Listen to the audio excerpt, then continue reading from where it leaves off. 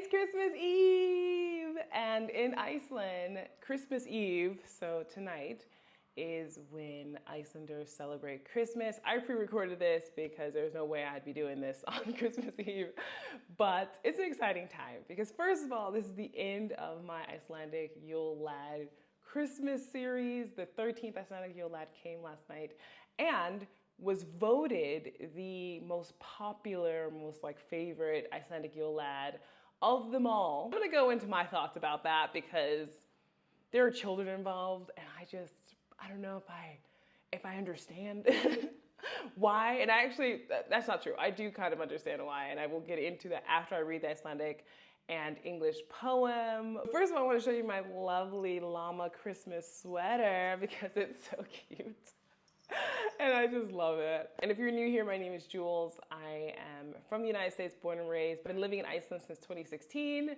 And this playlist of Icelandic Yule Lads, there's 13 of them. Today is the last one. You can see the playlist below. Go through all of them, learn about them.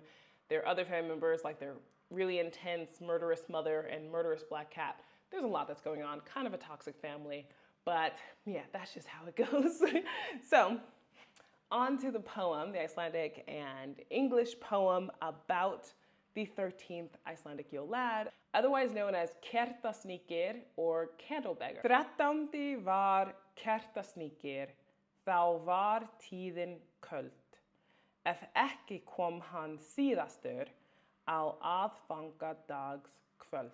Hann elti litlu börnin sem brostu glöð og fín og trylluðu bæinn með tólgarkertin sín.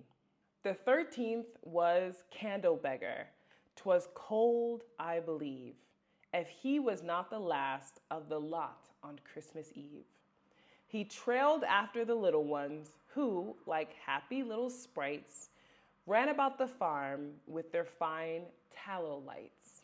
If you've seen any of the other stories regarding my Icelandic Yule Lad series, you'll know that many of them are just hungry and desperate for any type of food. And Kertasníkir is no different, okay? So tallow is made with animal fat. So these tallow candles that these little kids are using as they're running around the farm in the dark, because it is, first of all, December in Iceland, it is dark for the majority of the day. We have 4 hours of daylight around this time of year. So these little kids, even though they're happy and excited because it is Christmas Eve, they also need these little candles to see. Whereas Candle Beggar is showing up in the darkness being like, give me your candle, please give me your candle. Creepy, okay? That's my opinion, obviously. But I'm like, leave these little babies and their candles alone. He's hungry, I know, I get it. But imagine you're in the dark, it's almost like a horror film. And some creepy troll from the mountains comes up to you and it's like, please, please, please give me your candle. Now, Icelanders, some years ago, there was a poll taken as to what the favorite Icelandic Yule Lad was, and Kertasníkir won. And I believe, and I've heard this from other Icelanders too, that the reason why he wins is because, first of all, he comes on Christmas Eve, when Icelanders have a fancy dinner, meaning everybody gets dressed up in their nicest clothes, sits down to dinner at 6 p.m., and afterwards opens their gifts. So Kertasníkir, like the other Icelandic Yule Lads, if you've been good, you get a gift. But if you've been bad, you get a potato. So on Christmas Eve, the biggest gift is usually given to the kids. So of course, Icelanders have been growing up with this idea that best gift comes with the last Icelandic Yule Lad. It's a good potential that he is the favorite because of that. Just a theory, of course, from not only myself, but some others. Doesn't really matter. Thank you so much for watching this series. If you celebrate Christmas, Gleðileg Jól, which means Merry Christmas in Icelandic. And if you're just enjoying the holidays, Gleðilega Hátíð or Happy Holidays.